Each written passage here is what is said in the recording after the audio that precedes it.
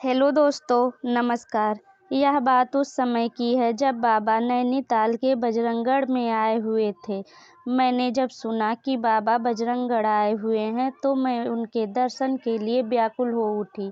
यह बात मैंने अपनी सहेली, जिसका नाम चंपा था, उसको बताया कि बाबा बजरंगगढ़ आए हुए हैं, क्या तुम दर्शन के लिए चलोगी? तब मेरी सहेली, जिसका नाम चंपा था, उसने कहा, हाँ चलो चलते हैं। फिर हम दोनों घर से तैयार होकर निकल गए। बहुत पहले मेरे माता पिता कहते थे कि जब किसी मंदिर या संत से मिलने जाते हैं तो खाली हाथ नहीं जाते, प्रसाद के रूप में कुछ न कुछ ले लिया जाता है।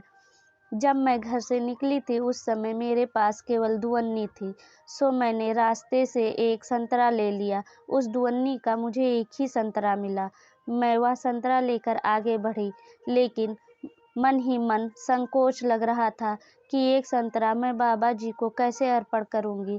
लेकिन कुछ आगे बढ़ के मुझे फिर ख्याल आया और मैंने चंपा से कहा, चंपा ये संतरा तू ले ले और तू ही बाबा को चढ़ा देना। यह सुनकर चंपा बोली, तुझे शर्म आ रही है तो मुझे भी शर्म आ रही है, मैं ही कैसे दूंगी एक संतरा। फिर हम दोनों ने तय किया, ठीक है, न तू दे न मैं।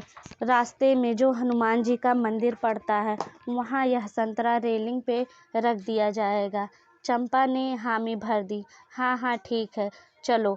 फिर जब हम लोग हनुमान मंदिर पहुँचे तो वहाँ वह संतरा रेलिंग पे रख दिए और जब रेलिंग से रख के वह संतरा वापस आने लगे, उसी समय मुझे मेरी दूसरी सहेली, जिसका नाम रजनी जोशी था, दिखाई दी और वह पूछ बैठी, तुम लोग यहाँ कहाँ? तब मैंने उससे बताया, मैं बाबा के दर्शन के लिए जा रही हूँ, क्या तुम जानती हो बाबा इस समय कहाँ हैं?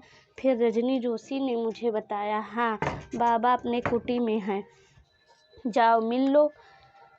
फिर हम दोनों रजनी से कहे, रजनी मैंने बाबा को देने के लिए एक संतरा खरीदा था जो मैं शर्म के मारे उनको दे न सकी, और वह संतरा मैं हनुमान जी के मंदिर के रेलिंग पे रख दी। फिर रजनी ने मुझे कहा, जाओ वह संतरा उठा लाओ।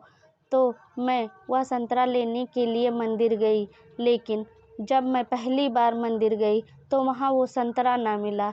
फिर रजनी ने मुझे दोबारा भेजा और कहा, जाओ फिर से देख कर आओ, चारों तरफ देख लेना। जब मैं दोबारा गई तो देखी कि वह संतरा वहीं रखा हुआ था। जब पहली बार संतरा ना मिला तभी मुझे समझ आ गया कि बाबा ने वह संतरा स्वीकार कर लिया, और फिर मैं वह संतरा उठाकर बाबा से मिलने के लिए पहुंच गई। मुझे बहुत खुशी हुई कि बाबा ने मेरी छोटी सी भेंट को स्वीकार कर लिया।